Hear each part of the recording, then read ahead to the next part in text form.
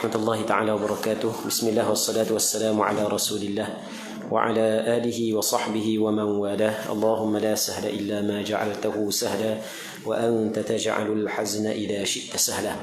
InsyaAllah kita sambung sesi yang kedua daripada daurah kitab Al-Qawlut Tam fi Ahkamil Ma'mumi wal Imam, karangan Imam Ibnul Imad Al-Misri rahimahullahu subhanahu wa ta'ala, wa nafa'ana Allahu bi'ulumihi fid darain amin.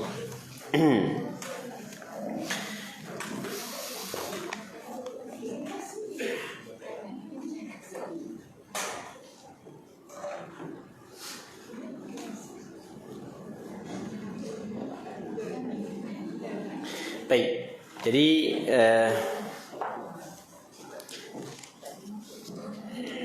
katanya kita muka surat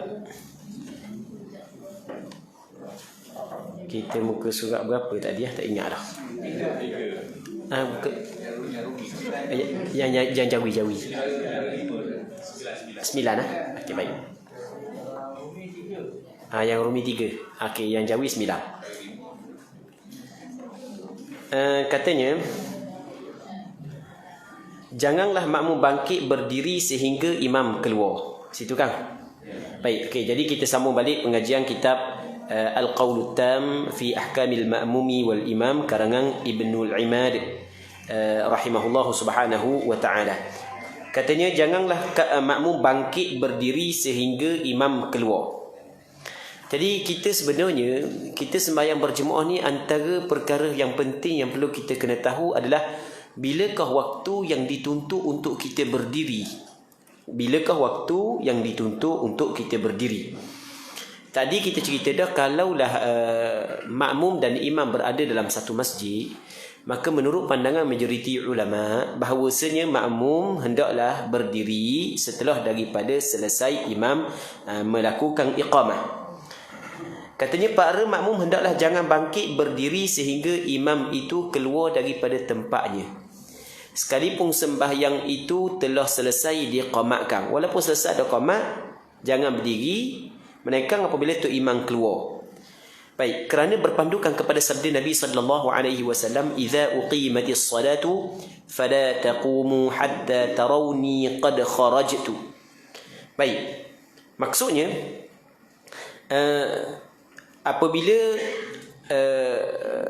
artinya apabila sembahyang telah diqamatkan, maka janganlah kamu semua keluar sehingga jangan kamu semua bangkit berdiri sehingga kamu semua melihat aku keluar. Di hadis idza uqimatis salat fala taqumu hatta tarawni qad kharajtu, hadis ini dikeluarkan oleh Imam Muslim. Hadis ini dikeluarkan oleh Imam Muslim di dalam kitab sahihnya. Baik. Jadi apabila sembahyang telah diqamatkan, maka janganlah kamu semua bangkit berdiri sehingga kamu sampai melihat aku keluar. Jadi tadi kita cerita dah, kalau tu imam duduk dalam masjid sekali dengan ahli jemaah, maka makmum afdal dia berdiri setelah daripada selesai qamat. Adapun kalau tu imam dak keluar lagi, maka jangan kita berdiri sehingga kita melihat imam telah keluar. Dan dinaqalkan pada syarah Al-Muhadzab. Syarah Muhadzab maksudnya adalah satu kitab yang dikarang oleh Imam Nawawi, yang dinamakan juga sebagai kitab Al-Majmu'. Dinaqalkan pada syarah Muhadzab daripada Syekh Abu Hamid Al-Ghazali. Imam Abu Hamid Al-Ghazali adalah seorang ulama besar dalam mazhab Imam Syafi'i, yang mana beliau rahimahullahu subhanahu wa ta'ala adalah seorang ulama yang cukup maklumlah di tempat kita. Jadi Imam Nawawi Imam Ghazali adalah antara ulama yang maklumlah di tempat kita. Tak ada orang-orang di tempat kita banyak menggunakan kitab yang dikarang oleh Imam Al-Ghazali dalam pengajian. Baik. Jadi daripada Syekh Abu Hamid Al-Ghazali bahawasanya berkata madhab kita dan madhab Abu Hanifah bahawasanya hendaklah para makmum itu bangkit berdiri selepas selesainya muadzin daripada qamat. Dan berkata Imam Nawawi, dan pendapat ini sungguh muskil kerana menyalahi dengan hadis idza uqimatis salah fala taqumu hatta tarawni qad kharaj. Jadi dalam kitab Syarah Muhadzab, Imam Nawawi menyebut perkataan Imam Al-Ghazali, yang mana Imam Ghazali menyebut mazhab kita, yakni mazhab Syafi'i dan mazhab Abu Hanifah, makmum mesti bangkit selepas selesainya muadzin daripada qamat tanpa melihat imam keluar ataupun tidak. Kata Imam Nawawi, pandangan ni sebenarnya masalah lah sikit, sebab menyalahi hadis Rasul kata idza uqimatis salah fala taqumu hatta tarawni qad kharajtu. Jadi apabila didirikan sembahyang, maka janganlah kamu berdiri sehingga melihat aku telah keluar. Baik.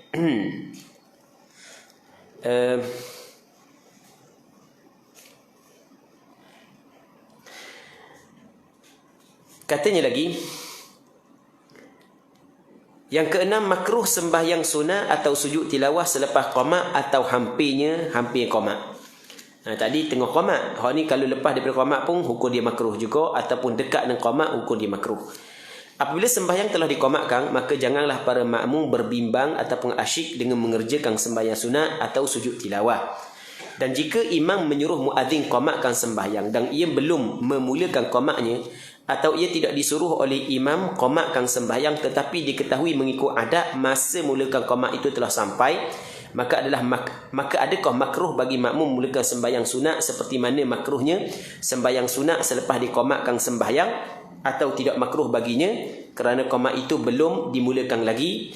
Mengikut kaul yang mu'tamad, kaul yang dipegang yang dalam mazhab Imam Syafi'i, bahawa perbuatan tersebut makruh hukumnya, kerana barang yang hampir kepada sesuatu perkara diberikan hukum perkara itu, kerana qamat boleh berlaku semasa ia sedang dalam sembahyang sunat, dan demikian boleh menyebabkan luputnya takbiratul ihram dengan imam. Okey.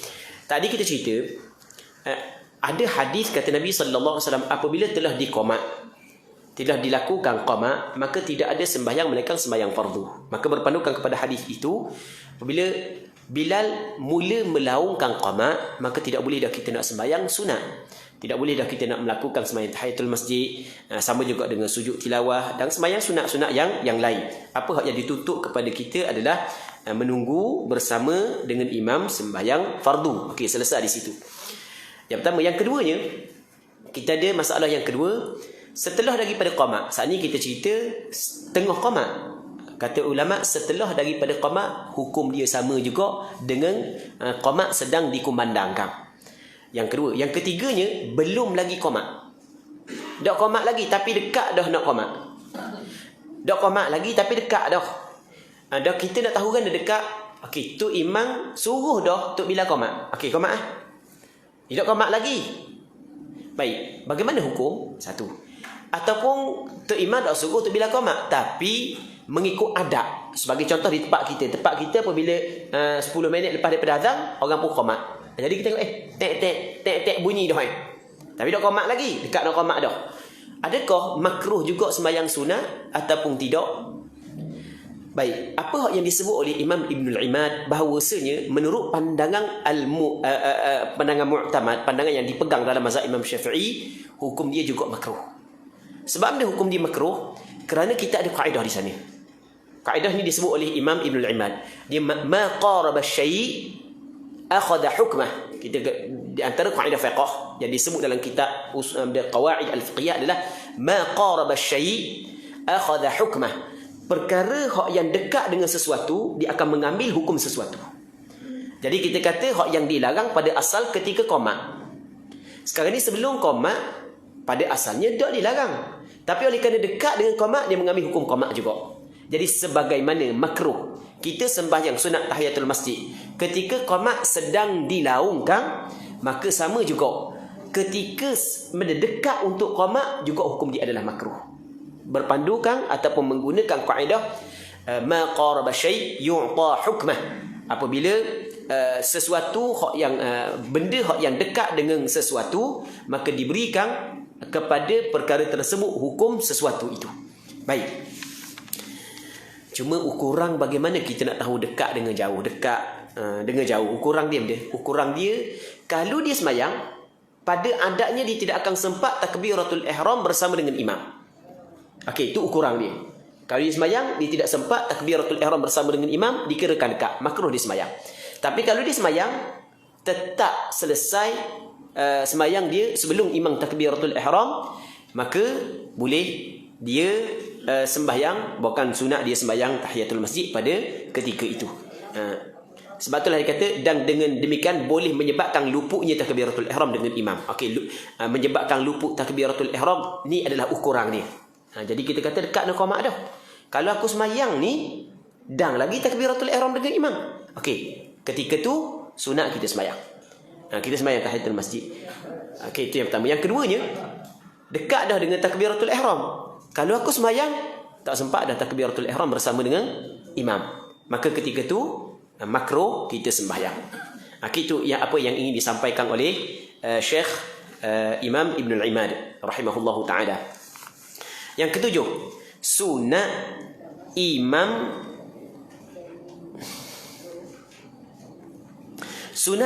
menyuruh makmum membetulkan saf.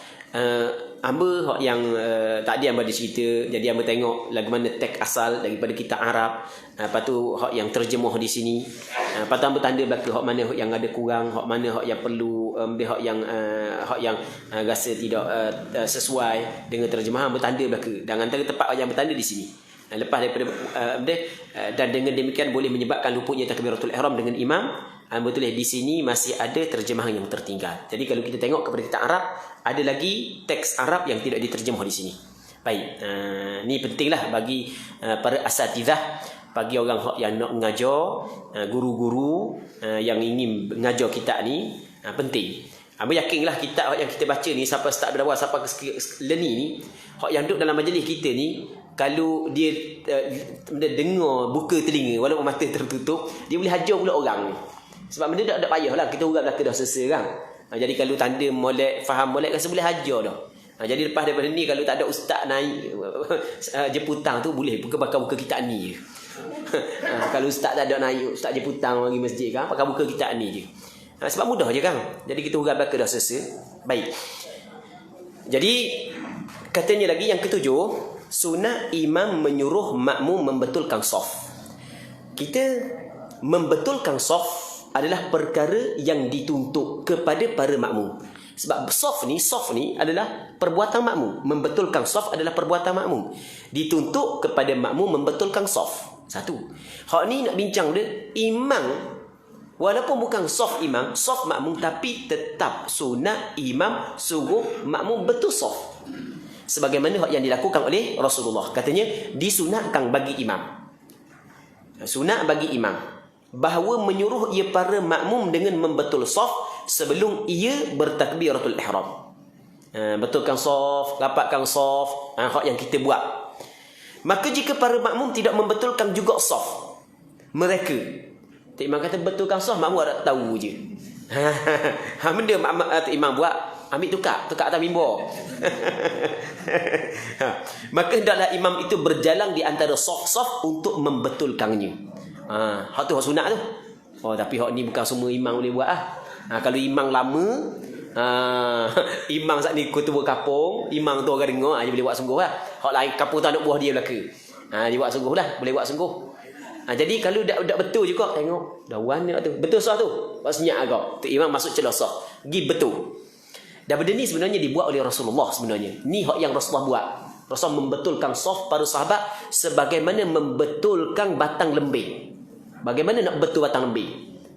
Begitu Rasul betul. Kita kalau nak lembing ni, kalau kita nak tepat, mesti kena betul batang dia. Risik, orang Terengganu kata risik, orang sini tak tahulah fahamkan risik kan. Risik ni betul. Begitulah Rasulullah membetulkan saf para sahabat sebelum daripada sembahyang. Baik. Jadi hendaklah imam itu berjalan, ni sunat, di antara saf-saf untuk membetulkan.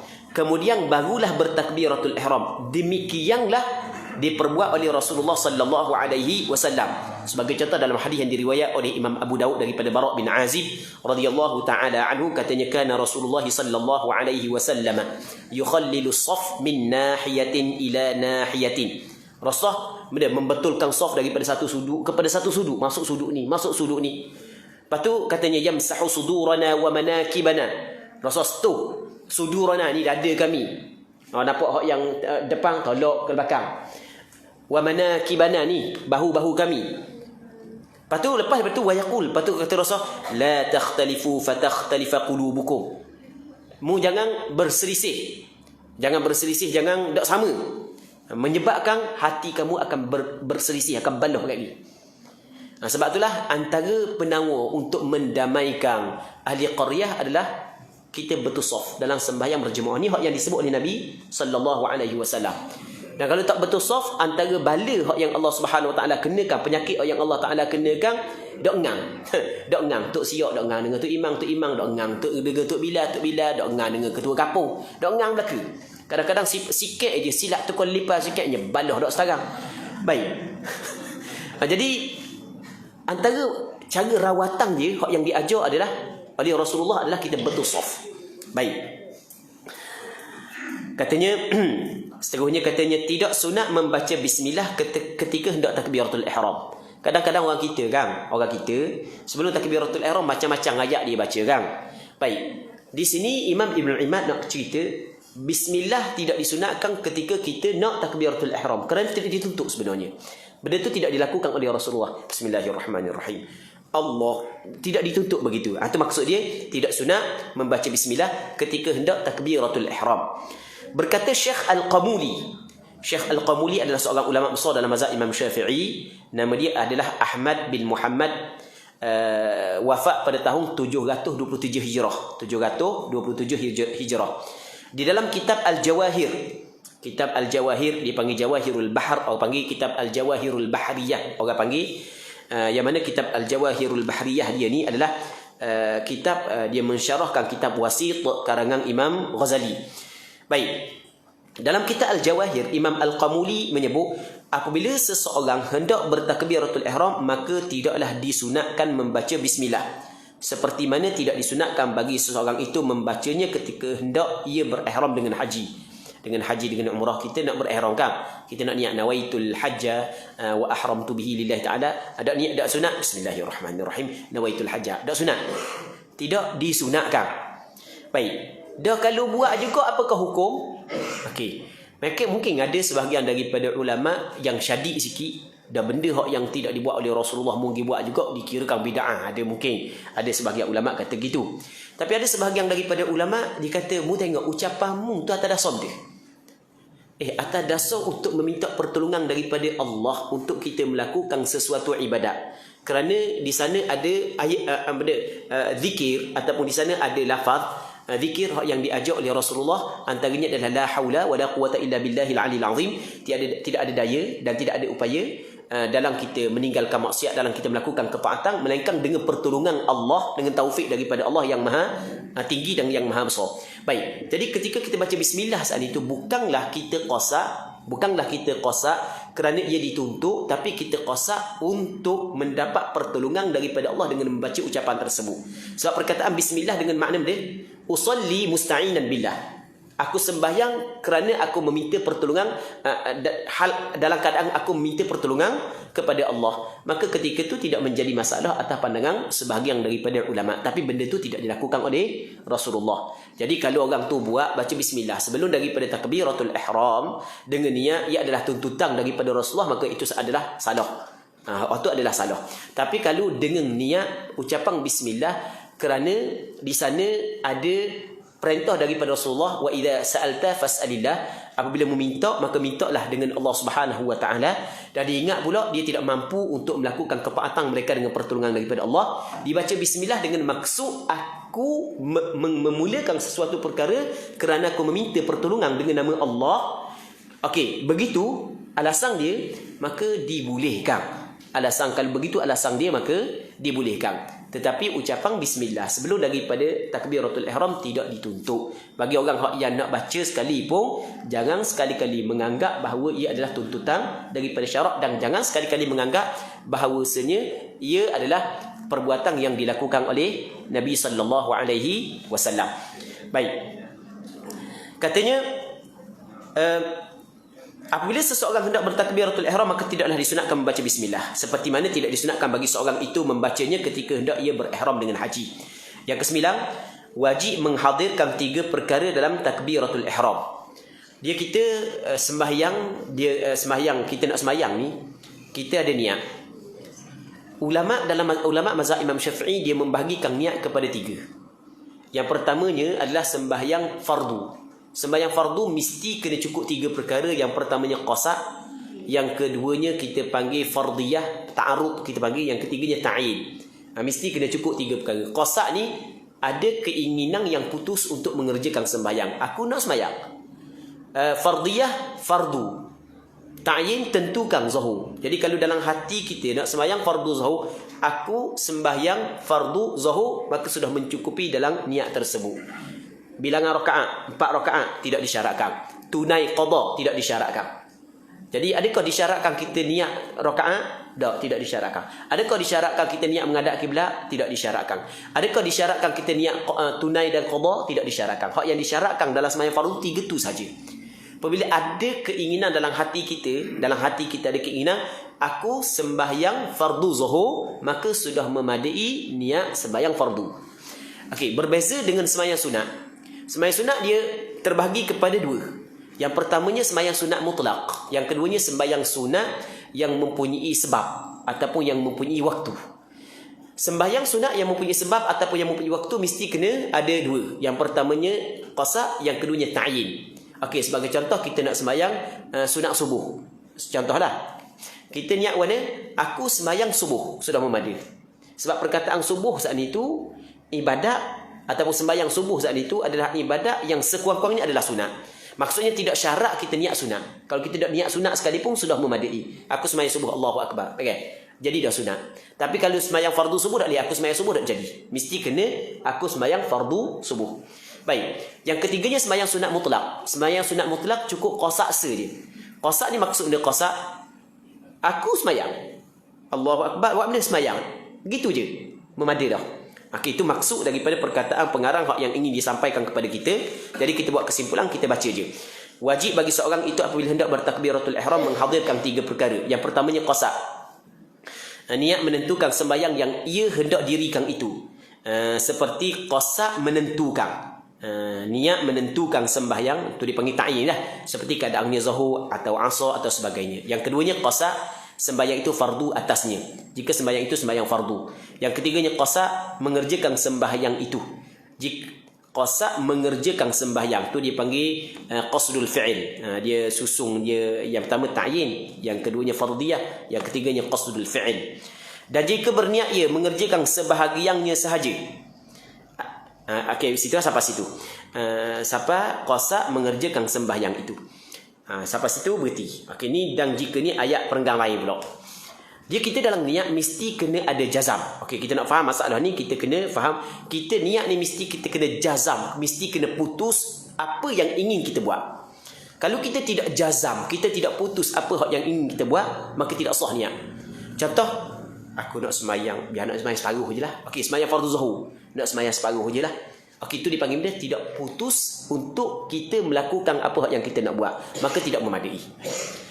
Baik, sama juga menggantungkan niat sembahyang. Tapi kalau orang telefon kat gini, nak akak telefon, nak berhenti sembahyang, dak nanti orang telefon batal awal lagi. Batal awal lagi. Orang puang, dia duduk rumah dia tunggu orang kereta jual ikan tau. Kereta jual ikan tu kan, tunggu kereta jual ikan tau. Lambat nak sampai, mayang dulu lah. Tapi kalau bunyi pun nak berhenti lah. Awak dah jadi dah mayang awak. Sebab tidak ada jazam pada niat. Baik. Sama juga tengah-tengah sembahyang. Tengah-tengah sembahyang bunyi king ni telefon orang bunyi. Orang panggilan masuk. Panggilan masuk, nak berhenti ke tak? Nak berhenti ke tak? Batal dah sembahyang. Baik, sebab dia tidak ada jazam. Suka-suka macam biasa je.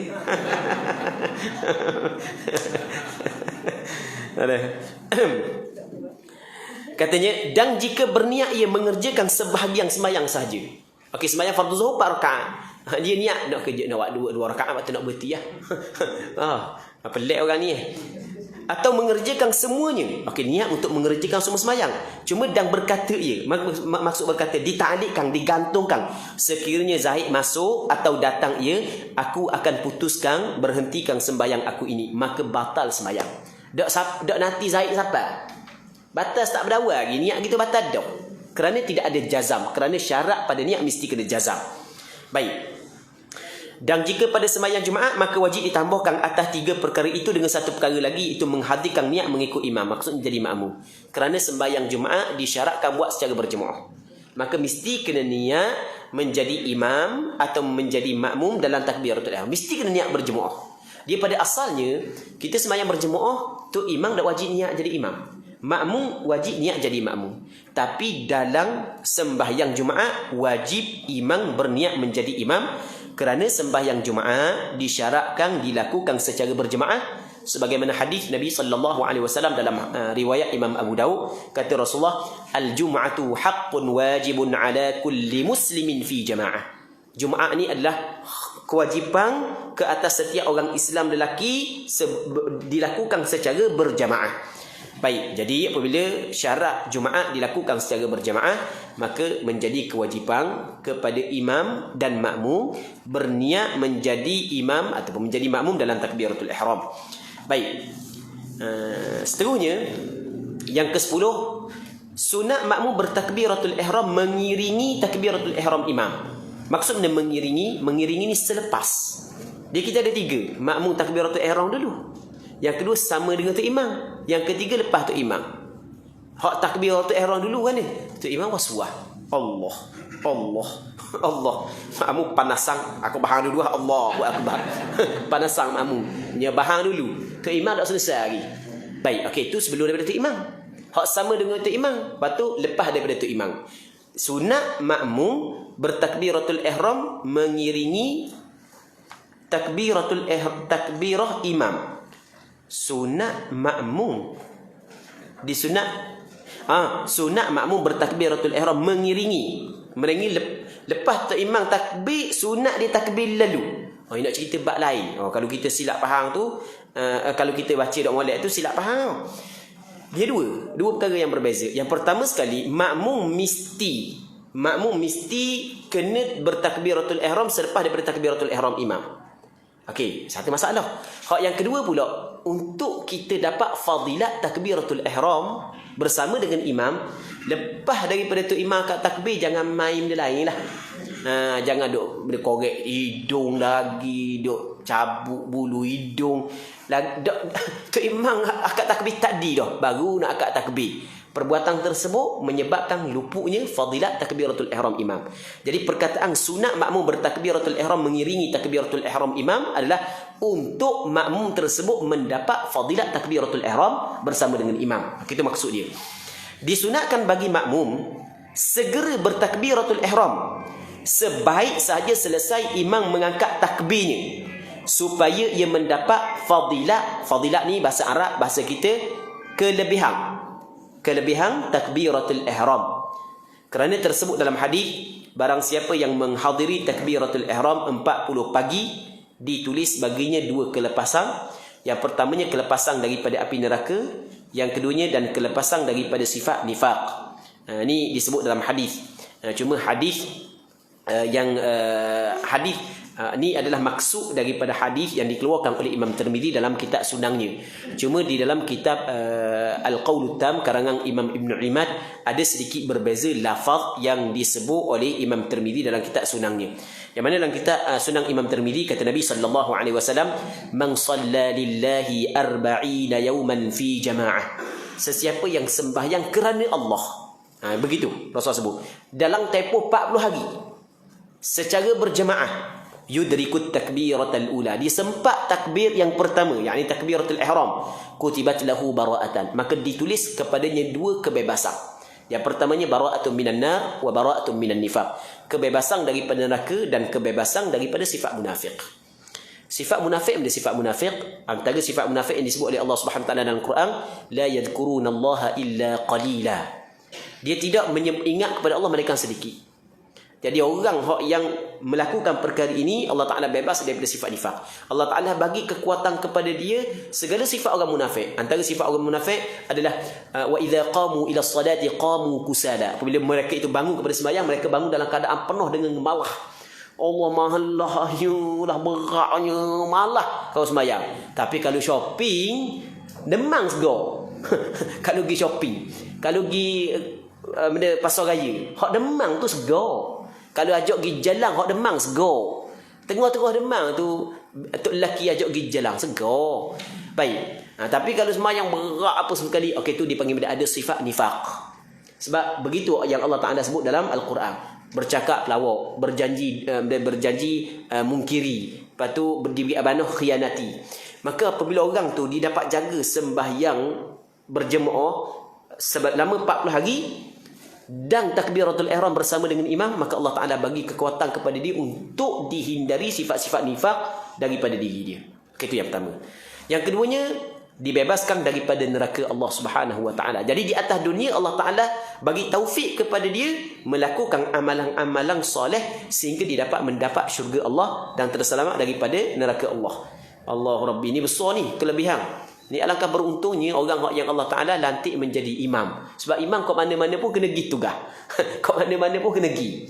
Baik. Jadi ni Allah Rabbi ni untunglah, tapi kena lillah. Sebab dalam hadis Rasul kata man shalla lillah. Siapa yang sembahyang kerana Allah. Baik. Katanya telah tersebut dalam kitab Syarah Asy-Syihab. Syarah Asy-Syihab fil hikami wal mawa'idhi wal adab. Baik. Syihab Al-Qudai. Cuma hadis ni tidak, maksudnya hadis ni bukan hadis sahih yang disebut dalam kitab ini. Diriwayatkan ada hadis yang kita nak baca ni. Diriwayatkan ada sekumpulan pencuri telah mencuri mereka 400 ekor unta dan 40 orang hamba sahaya bagi Abu Umamah Al-Bahili, seorang sahabat Rasulullah. Kemudian datanglah ia menemui Rasulullah. Abu Umamah pun mari jumpa dengan Rasulullah. Sebab 400 ekor unta dia hilang, 40 orang sahaya dia hilang, kena curi kat orang. Allah, 400 ekor ni bukan murah. 400 ekor. Kita ni lembu seekor tempat kita. Dipaham mungkin murah kalau Terengganu sampai ke 5,000 seekor raya baru ni. Sini mungkin murah sikit. Sini. Mahal lagi. Orang kata Pahang murah. Atas saya. Oh, kita tak 5,000 lah. 5,000 kita tak. Kalau 5,000, kalau misalnya 100 ekor 500,000. Main 400 ekor per juta. Hamba pula hilang. Lepas tu pergi jumpa dengan Rasulullah. Lepas daripada jumpa dengan Rasulullah, kemudian datanglah ia menemui Rasulullah dalam keadaan duka cita. Memanglah. Usah kata hilang lembu, hilang kata gelang orang puang. Nengung, kita hilang handset, nengung. Macam tak ada kaki dah hilang handset lah ni. Zaman lah ni. Nengung. Dah warna jalan, nunduk warak ngak jalan. Rupanya hilang handset. Jadi nengung kita. Ni berapa ratus ekor Baik. Katanya kemudian maka ditanya oleh Rasulullah sallallahu alaihi wasallam dari yang menduka citanya. Sebab apa? Lalu ia pun mengkhabarkannya dengan peristiwa yang telah berlaku atasnya itu. Maka bersabdalah Rasulullah sallallahu alaihi wasallam kepadanya, "Aku agak engkau berduka cita kerana lupa engkau daripada takbiratul ihram." Ingat ke apa nak segar mana sebab lepas takbiratul ihram. Maksudnya lepas takbiratul ihram lebih besar lagi daripada hilang beberapa ratus ekor unta. Cuma hadis ni sebenarnya bukanlah hadis sahih. Tapi sebenarnya walaupun hadis ni bukan hadis sahih, tetapi mendapat kelebihan, mendapat ataupun fadilat mendapat takbiratul ihram bersama dengan imam. Di sana ada hadis yang sahih yang menyatakan kelebihannya sebagaimana hadis yang kita baca tadi, yang diriwayat oleh Imam Tirmizi dalam kitab sunangnya tadi, yang dapat 2 kebebasan tadi. Katanya lagi, maka jawab Abu Umamah, "Ya Rasulullah, keluputan takbiratul ihram itu bagi saya adalah lebih keras dari kehilangan itu semuanya, yakni 400 ekor unta dan 40 orang hambanya yang dicurinya itu." Jawab kata Rasulullah, bahkan lebih keras, lebih besar daripada kehilangan unta sepenuh bumi ini. Baik. Telah menyebut pengarang kitab Al-Minhaj. Cuma hadis tadi, hadis yang disebut tadi tu kita cerita dah. Hadis ini bukan hadis sahih. Ini penting juga perlu kita kena faham. Baik. Cuma sebahagian daripada ulama dia memuatkan hadis ini adalah min babi at-targhib sahaja, daripada bab untuk menggemarkan sesuatu amalan. Baik, cuma di sana dalam bab targhib dengan tarhib pun dia ada syarat-syarat dia lah untuk kita mendatangkan hadis yang dhaif. Telah menyebut pengarang kitab Al-Minhaj. Yang dimaksud dengan kitab Al-Minhaj di sini adalah Minhajul Talibin. Minhajul Talibin adalah karangan Imam Nawawi. Imam Nawawi dia ada satu kitab, nama dia kitab Minhajul Talibin. Dan kitab Minhajul Talibin ini adalah kitab yang dipelajari di semerata dunia Islam yang bermazhab dengan mazhab Imam Syafi'i. Baik. Sesungguhnya mendapat fadilat takbiratul ihram, kelebihan takbiratul ihram itu hanya dengan mengangkat takbiratul ihram itu mengiringi takbiratul ihram imam. Lepas daripada itu imam angkat takbiratul ihram, terus kita angkat takbiratul ihram, maka baru dapat kelebihan takbiratul ihram bersama dengan imam. Dan tersebut dalam kitab Syarah Muhadzab. Syarah Muhadzab, kitab Majmu' juga karangan Imam Nawawi. Fadilat takbiratul ihram itu boleh dicapai dengan tidak diganggu waswah yang zahir. Di waswah ada dua. Waswah yang zahir, waswah yang tidak zahir. Waswah yang zahir ni waswah yang nyata. Waswah tidak zahir tidak nyata. Jadi kalau orang tengok tu dah nampak waswah. Tapi dia waswah. Dak nampak waswah tapi dia waswah. Dua kali akad takbir. Okey waswah hang, tapi dak nampak mana. Tapi kalau 10 kali, hak tu memang jelas Allah Allah dak sebetul. Tu ludah hak tu. Jadi orang waswah gitu. Nya ludah dak sekarang. Baik. Macam-macam penyakit orang waswah ni. Ada hak yang hamba cerita tu hamba pernah tengok hak ludah-ludah tu. Hamba pernah tengok. Allah Allah. Tu nak marah orang dia nak marah setan ke mana tak tahu. Baik. Jadi hak tu jelas, nampak jelas. Kalau Allah sekali lagi tu tak jelas. Jadi sekarang ni benda apa yang ingin disampaikan oleh Imam Nawawi dalam Syarah Muhadzab. Jadi kadang-kadang makmum saat itu waswah. Lepas daripada tu imam akad takbiratul ihram, dia dak akad lagi takbiratul ihram kan layang waswah dia. Kadang-kadang kita waswah dengan niat. Allah, dah nampak gini niat. Allah 2-3 kali. Okey, kalau jelas maka ia meluputkan fadilat takbiratul ihram. Kalau tak jelas tak apa. Apatah lagi kalau tak ada waswah langsung. Okey, lepas daripada takbiratul ihram terus akad takbiratul ihram dapat fadilat berjemu' takbiratul ihram bersama dengan imam. Yang keduanya, lepas tu imam kat takbiratul ihram ada waswah, tapi sikit aja tak jelas mana. Masih lagi dikirakan sempat fadilat takbiratul ihram bersama dengan imam. Yang ketiganya waswah teruk. Waswah teruk ni macam-macam. Dak ceritalah macam-macam penyakit waswah. Penyakit macam-macam penyakit waswah yang dilalui oleh manusia. Maka ketika tu penyakit waswah hak yang berlaku ketika dia nak akad takbiratul ihram jauh dengan takbiratul ihram imam, ia meluputkan fadilat takbiratul ihram bersama dengan imam. Itu maksud dia. Dan tersebut dalam kitab Syarah Muhadzab, fadilat takbiratul ihram. Fadilat ni kelebihan. Kelebihan takbiratul ihram itu boleh dicapai dengan tidak diganggu waswah yang zahir. Dan dengan ini nyatalah bahawa orang yang diganggukan dengan waswah yang zahir itu tidaklah ia mendapat fadilat takbiratul ihram. Bersalahan ni maksudnya berbeza. Jika ia diganggu dengan sedikit waswah sahaja, nescaya dapatlah ia fadilat itu. Kalau sikit, salahlah sikit aje. Allah panjang sikit. Tu waswah tu. Ada waswah tu sampai ke Allah. Sebab di kita takbiratul ihram tidak sunat kita memanjangkan. Nanti kita akan cerita. Pengarang kita kata tidak disunatkan kita memanjangkan ucapan takbir dalam takbiratul ihram. Jadi kalau Allah ada waswah tu tapi sikit aja. Sikit masih lagi sah takbir, masih lagi sah pula, masih lagi dapat fadilat takbiratul ihram bersama dengan imam. Seterusnya hukum makmum waswah pada membaca Fatihah. Pula dah. Penyakit waswah ni tak kenal orang jangan main. Penyakit waswah tak kenal orang macam-macam. Hamba berhadapan dengan persoalan-persoalan sebahagian daripada masyarakat di tempat kita lah di Terengganu. Jadi hamba duduk di jabatan mufti sebagai ahli panel klinik hukum. Tapi bukan setiap hari hamba duduk hari Rabu je. Ada lagi ahli panel lain. Hamba salah seorang. Baik. Jadi ada masyarakat, ada sebahagian daripada masyarakat kita di macam-macam penyakit waswah. Ada waswah dalam bab mandi wajib, ada berwaswah dalam bab istinja, ada berwaswah sampai ke hak paling teruk sampai ke waswah dalam bab akidah pun ada. Macam-macam penyakit waswah. Ni yang bercerita di atas dasar pengalaman yang kita lalui, maksudnya yang kita hadapi dengan permasalahan yang berlaku dalam masyarakat kita. Baik, yang penting waswahnya jangan ikut, jangan ajar, jangan layang waswah ni. Tapi apabila berlaku, dia ada hukum lah. Berlaku ada hukum lalu. Okey, kita tengok. Hukum makmum waswah pada membaca Fatihah. Jika makmum itu waswah dalam bacaan Fatihah dan belum sempurna membaca Fatihah, imam pun rokok, maka lazim ni maksud dia wajib ia menyalahi patut diletak dalam kurungan mufaraqah. Dia tak gitu kan?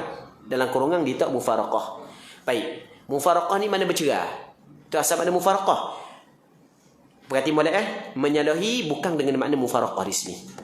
Kalau kita tengok dalam Arab, dia tidak kata mufaraqah, dia kata takhalluf. Takhalluf ni maksudnya tertinggal daripada imam. Mufaraqah ni bercerai daripada imam. Lain tau. Tu kena betul terjemahan begitu. Maksudnya, jika makmum itu was-was dalam bacaan Fatihah dan belum sempurna membaca Fatihah, imam pun rakaat, maka lazim, apa lazim? Wajib ia menyalahi. Maksudnya menyalahi, wajib ia ketinggalan daripada imamnya kerana menghabiskan Fatihah. Bukan wajib dia mufaraqah dengan tu imam. Bukan.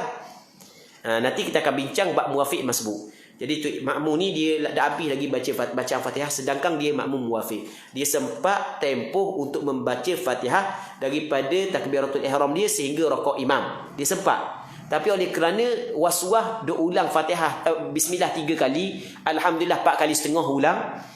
Jadi sampai ke tu imam rakaat pun dah sudah lagi.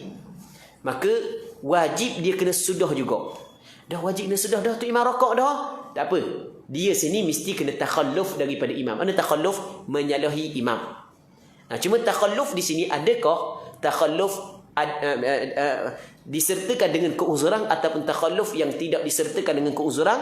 Hal ni ada sedikit perbincangan di kalangan ulama. Pandangan mu'tamad tidak dikirakan sebagai takhalluf yang ada keuzuran. Apabila takhalluf dia tidak ada keuzuran, maka tidak dimaafkan dia tertinggal daripada imam 3 rukun yang panjang. Tu.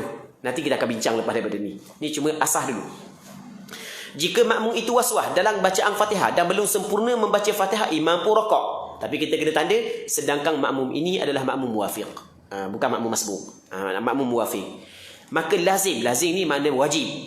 Ia menyalahi. Menyalahi ni terjemahan daripada takhalluf. Wajib ia ketinggalan daripada imamnya untuk menghabiskan Fatihahnya. Baik. Dan berkata pengarang kitab Al-Jawahir. Kitab Al-Jawahir berapa kali dah kita sebut sebelum daripada ni, iaitu Al-Jawahir Al-Bahriyah, syarah kepada kitab Wasit yang dikarang oleh Imam Syekh Al-Qamudi, wafat pada tahun 727 Hijrah. Dikatakan telah berkata Imam Nawawi. Imam Nawawi kata, ni pengarang kitab Jawahir, dia menakalkan pandangan Imam Nawawi. Dan adalah lazim wajib menyalahi makmum akan imamnya itu dengan kerana uzur. Wajib menyalahi imam, makmum akan imam itu dengan kerana uzur. Menyalahi ni maksudnya menyalahi, dia kena tinggal, dia mesti tak boleh ikut imam, dia kena tertinggal daripada imam untuk menghabiskan Fatihah. Itu makna menyalahi. Menyalahi ni ada uzur. Apabila ada uzur, dimaafkan dia tertinggal 3 rukun yang panjang. Bukanlah kerana was-was. Bukanlah kerana was-was, hak tu kena lingkung. Sebab hak tu sebenarnya tidak tepat dalam terjemahan bahasa Arab. Tu kena lingkung. Baik. Yang hamba kata likung, hamba kata tambah tu bukan hamba tengok sekali ya. Hamba tengok beberapa kali. Hamba tengok beberapa kali, pandukan dengan nuskhah ni, pandukan dengan nuskhah ni. Lepas tu betul dah ayat dia, dah betul gini. Baik. Dan adalah lazim mesti menyalahi, tertinggal makmum akan imamnya itu dengan kerana uzur. Maksudnya tertinggal saat itu ada keuzuran. Berkata ia Imam pengarang kitab Al-Jawahir, dan aku dapati ada sebahagian ulama mutaakhirin berkata bahawa menyalahi makmum dengan imamnya dengan demikian itu ialah menyalahi tanpa uzur. Intaha ni bahasa Arab. Intaha ni maksud habis dah. Apa hak yang diambil daripada perkataan Imam Nawawi. Okey, cerita dia mana? Kita hurah dulu sebab ayat ni dia payah sikit. Lepas tu kita hurah dia, lepas tu kita baca sekali lagi. Sekarang ni Imam Ibnul Imad dia kata, aku baca dalam kitab Al-Jawahirul Bahriyah karangan Imam Al-Qamudi. Imam Al-Qamudi menakalkan perkataan Imam Nawawi, yang mana Imam Nawawi kata orang yang dang nak habis Fatihah kerana was-was, tiba-tiba tu imam dia rakaat, mesti dia kena perhabiskan Fatihah. Cuma ketinggalan dia daripada imam diberi keuzuran. Okey, boleh faham kan? Maksudnya diberi keuzuran, biar tu imam tinggal sampai 3 rukun, berapa rukun sekalipun, tapi jangan lebih daripada 3 rukun yang panjang, masih lagi dimaafkan untuk dia. Okey, yang pertama. Tapi kata dia, aku tengok apa hak yang aku dapati, ulama mutaakhirin berkata makmum hak yang tertinggal daripada imam untuk menghabiskan Fatihah kerana penyakit waswas saat itu, sebenarnya dia menyalahi imam bukanlah kerana ada keuzuran, bukan tanpa ada keuzuran. Maksudnya tidak dimaafkan, dia tertinggal daripada imam dengan 3 rukun yang panjang. Baik. Jadi maksudnya mesti dia kena habiskan Fatihah sebelum daripada tok imam turun kepada sujud. Sebab antara perkara yang membatalkan sembahyang makmum adalah dia tertinggal daripada imam dengan 2 rukun fi'li. Okey, kita buat contoh begini. Makmum ni dah habis lagi Fatihah sebab waswas. Tok imam rakaat dah. Dia tetap kena habiskan Fatihah. Tak boleh rakaat bersama dengan imam. Kalau dia rakaat bersama dengan imam, jadi bermakna dia telah meninggal rukun sembahyang. Tinggal rukun sembahyang dengan sengaja, batal sembahyang dia. Okey, dah tok imam rakaat dah, biar. Awak kena habis Fatihah. Sebab tu kewajipan awak sekarang ni. Dak, saya tertinggal daripada imam ni, dimaafkan ke dak? Kata Imam Al-Qamuli, aku tengok perkataan Imam Nawawi kata dimaafkan. Maksudnya kalau tu imam iktidal, tu imam turun sujud sekalipun, mungkin tetap kena habis Fatihah juga. Sehinggalah siapa tu imam saat itu jangan lebih daripada 3 rukun yang panjang, jangan sampai tu imam bangun daripada sujud yang kedua. Habis Fatihah. Okey, satu. Tapi aku tengok ulama mutaakhirin mengatakan orang yang dah habis Fatihah kerana waswas, dia kena tertinggal daripada imam untuk menyempurnakan Fatihah, tapi tidak diberi keuzuran kepada dia. Hanya 2 rukun saja. Jadi maksudnya, kalulah tu imam nak bangun daripada tu imam rakaat, satu, lepas tu imam iktidal 1 rukun. Kalau tu imam nak turun kepada sujud, dia dah habis lagi Fatihah, ketika tu wajib dia kena niat mufaraqah. Kalau dia tidak niat mufaraqah, maka batal sembahyang dia. Ini yang ingin disampaikan oleh Imam Al-Qamuli. Baik. Dan berkata pengarang kitab Al-Jawahir, telah berkata Imam Nawawi, dan adalah lazim, wajib menyalahi maksudnya takhalluf, tertinggal makmum akan imamnya itu untuk membaca Fatihah adalah ada uzur. Baik, berkata ia, dan aku dapati ada sebahagian ulama mutaakhirin berkata bahawa menyalahi makmum dengan imamnya dengan demikian itu ialah menyalahi tanpa uzur. Mana pandangan yang muktamad dalam mazhab Imam Syafi'i adalah pandangan hak yang kedua. Ulama mutaakhirin kata tanpa uzur. Dan kalau kita belajar dalam kitab Muwafiq Masbuk, kita dapati orang makmum yang tidak habis baca Al-Fatihah kerana penyakit waswas, maka wajib dia kena habiskan bacaan Fatihah dan tidak dimaafkan dia tertinggal daripada imam dengan 3 rukun yang panjang. Baik, melainkan kalau waswas dia seperti penyakit, maka ada perbincangan dia. Waswas dia nak hilang dah, atau ada perbincangan dia.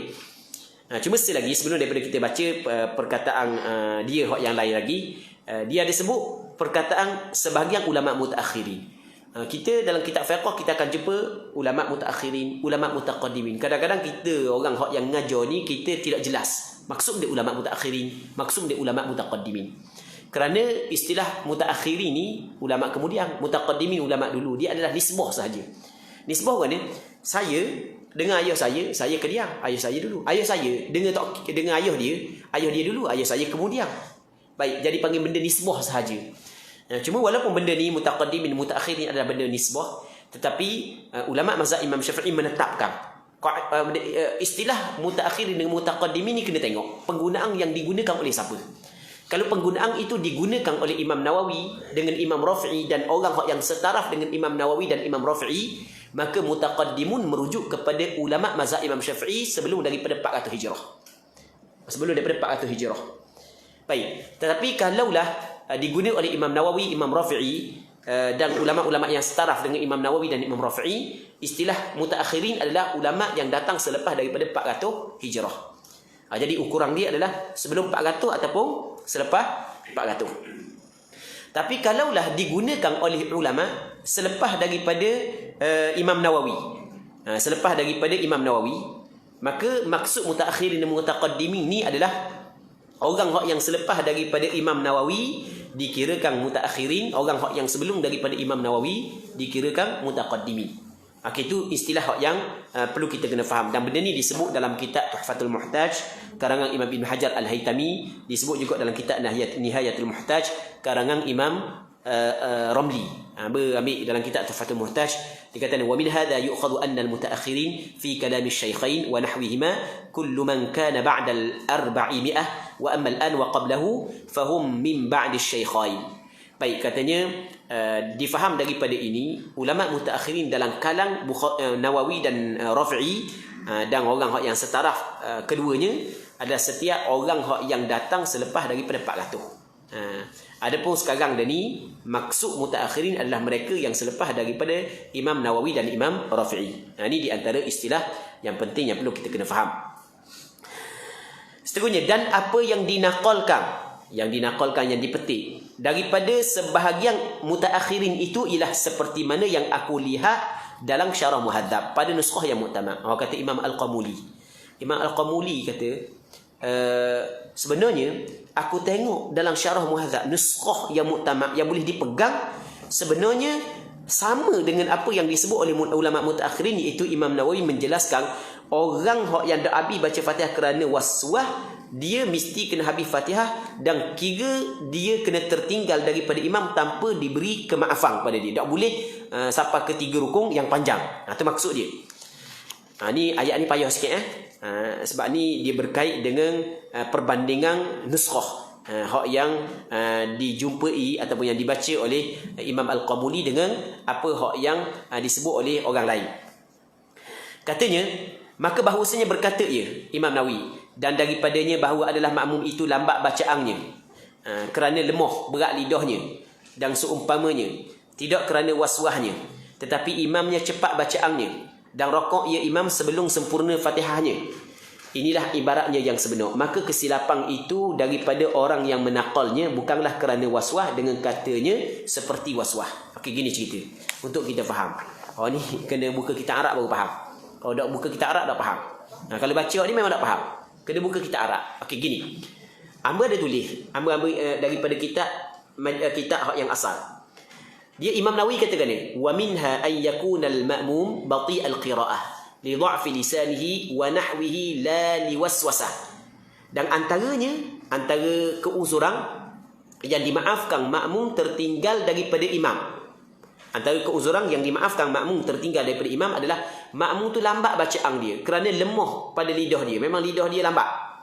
Dan seumpamanya, tak kira lah lagu mana pun tapi lambat bacaan dia.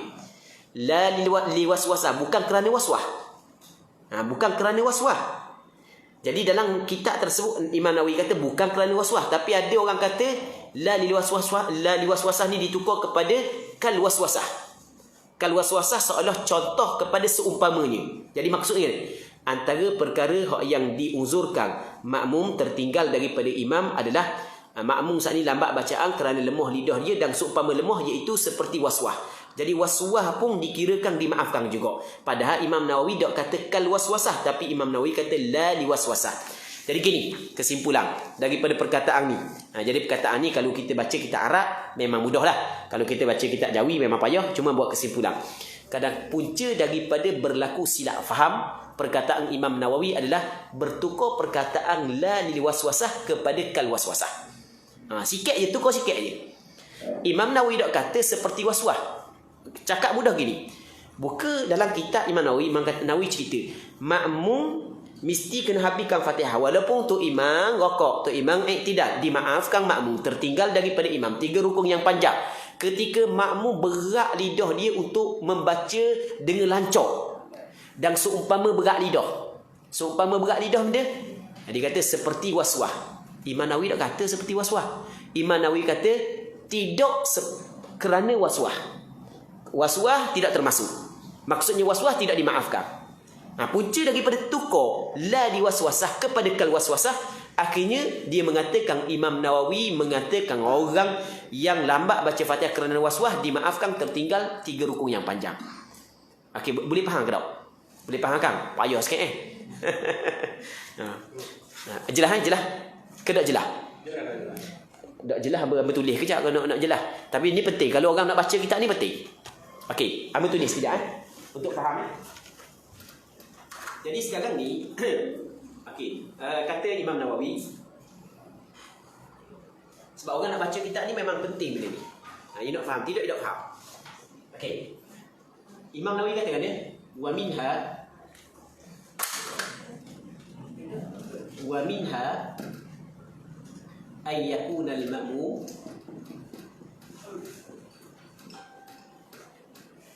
bati' al-qira'ah.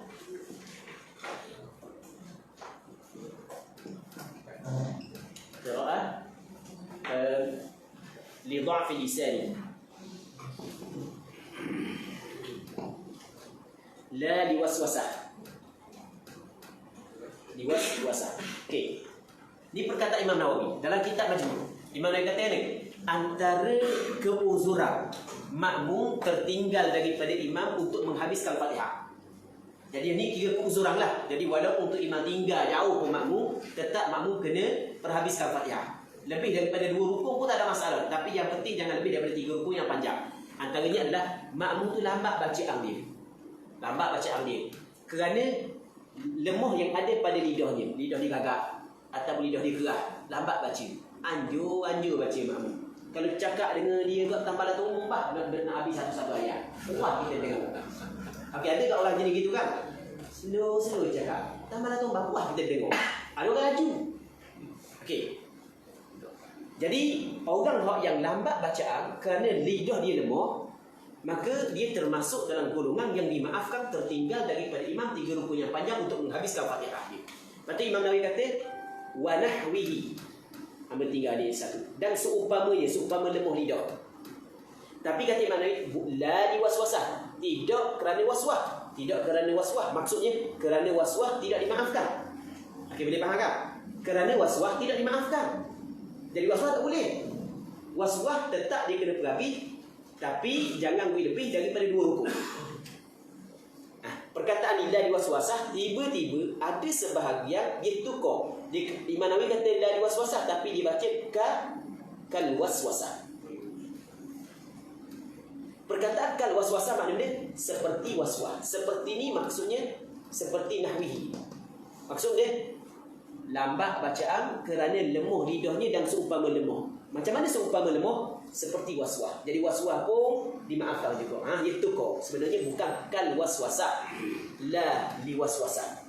Ujian tukar kaf dengan la liwaswasah, akhirnya tukar maksud Imam Nawawi. Okey, jelas kan? Itu maksud dia. Jadi kita buat kesimpulan. Daripada masalah ni kita buat kesimpulan begini. Jadi apa yang ingin disampaikan oleh pengarang adalah, aku tengok dalam kitab Imam Nawawi kata orang yang dak habis baca Fatihah kerana waswah, tetap dia kena perhabis dan tidak dimaafkan, dia tertinggal daripada imam dengan 3 rukun yang panjang. Begitu. Hak yang orang kata Imam Nawawi kata dimaafkan, hak tu silap baca. Tak betul baca gitu. Baik. Orang yang nak mengajar memang penting. Orang yang nak mengajar memang penting dia kena tahu ibarat ni. Kan? Baik. Yang kedua belah makruh. Okey, boleh kita baca sekali lagi ya. Boleh kita baca sekali lagi untuk kita faham ibarat dia. Dan apa yang dinakalkan daripada oleh sebahagian mutaakhirin itu ialah yang seperti mana yang aku lihat dalam Syarah Muhadzab. Sebenarnya tak menyalahi pun apa yang Imam Nawawi khabar sebenarnya. Pada nuskhah yang mu'tamad, nuskhah yang boleh dipegang. Maka bahawasanya berkata ia Imam Nawawi, dan daripadanya itu wa minha, sebahagian daripada perkara hak yang dimaafkan makmum tertinggal daripada imam, bahawa adalah makmum itu lambat bacaan kerana lemah ni berat lidahnya dan seumpamanya, tidak kerana waswahnya. Tengok, tidak kerana waswahnya, tetapi imamnya cepat bacaan dan rokok ia sebelum sempurna Fatihahnya.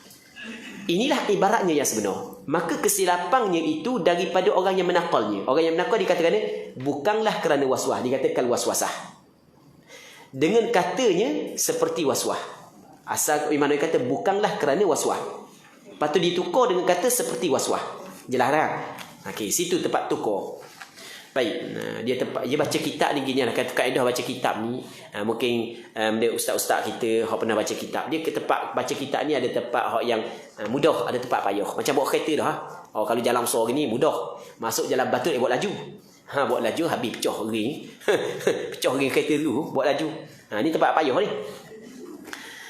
Okey, yang kedua belah makruh berimam kepada orang waswah pula dah.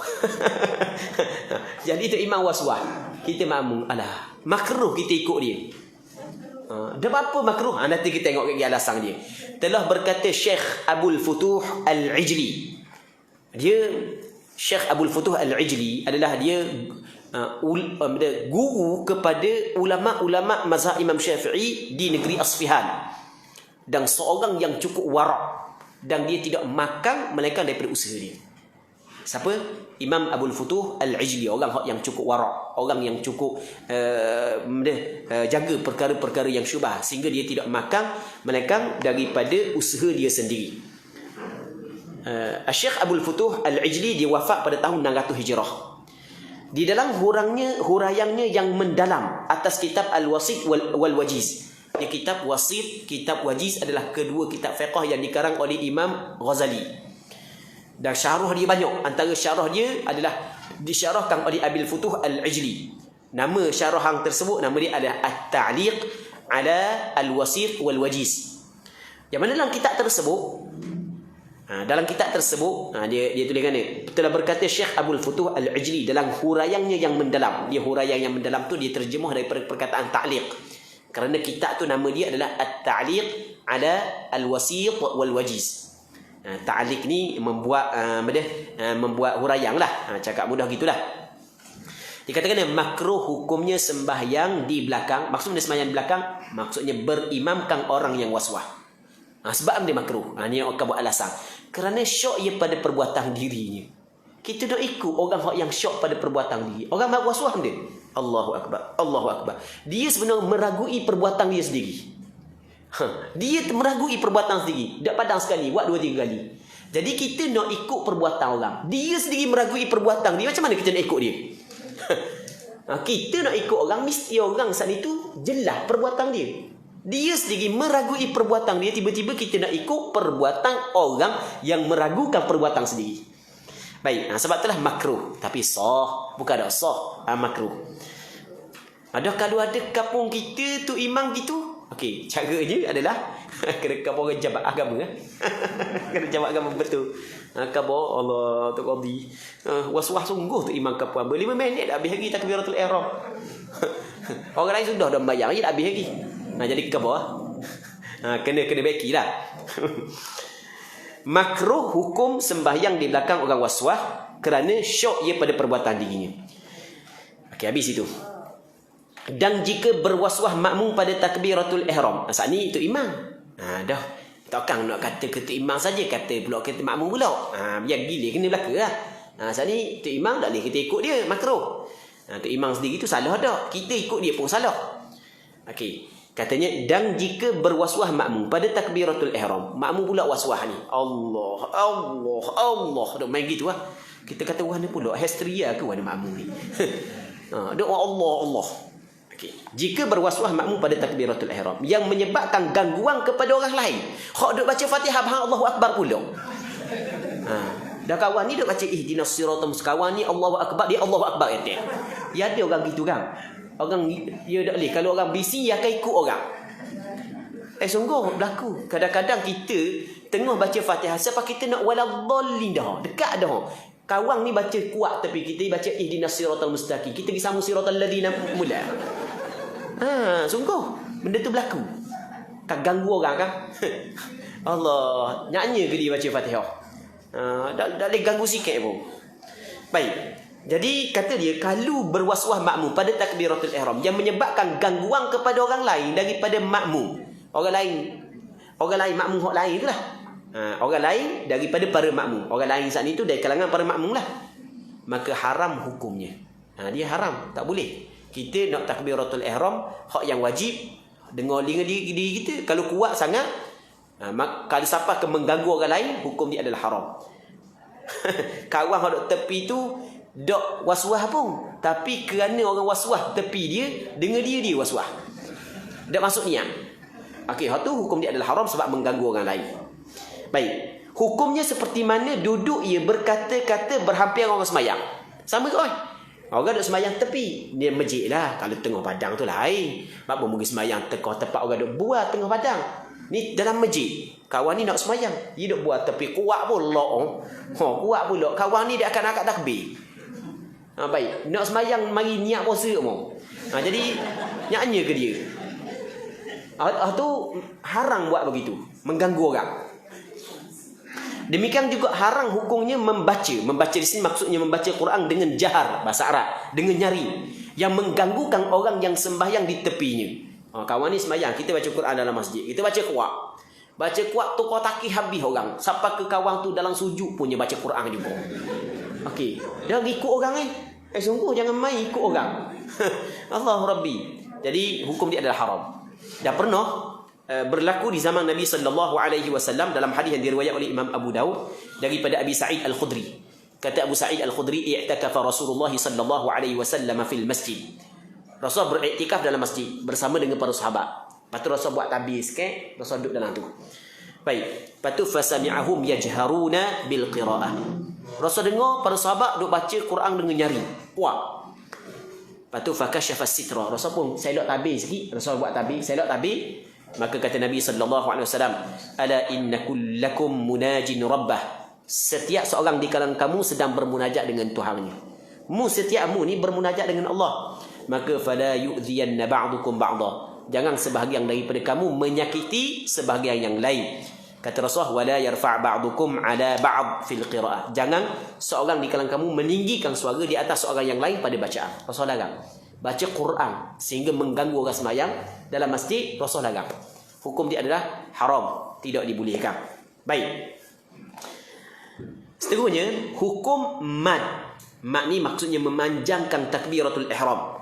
Panjang kan? Kadang kita biasa panjang pada lafaz Allah tu lah. Allah. Dah masuk lagi. Tak malah tumbah dah. Nak cari, nak masuk mana niat ni? Allah. Dah masuk juga. Okey, biasa situlah. Tapi kalau panjang pada tu jadi takbiratul ihram. Dia maksud panjang di sini panjang pada lafaz Allah tu. Kalau panjang pada lafaz tu tak jadi takbiratul ihram. Kerana penuh makna. Sebab dia dalam bahasa Arab kalau Allahu Akbar makna Allah Maha Agung. Tapi kalau Allahu Akbar panjang makna dia lain. Makna dia adakah Allah Maha Agung? Makna dia istifham pula situ. Sama juga kalau panjang pada bar. Makna dia lain. Kalau Allahu Akbar Allah Maha Agung. Tapi kalau Allahu Akbar makna Allah itu gendang. Sebab akbar makna bahasa Arab gendang. Gendang tu lah orang yang kata tengok. Jadi hak tu memang punah lalu takbiratul ihram tak jadi tu takbiratul ihram tak jadi. Hak ni panjang pada Allah.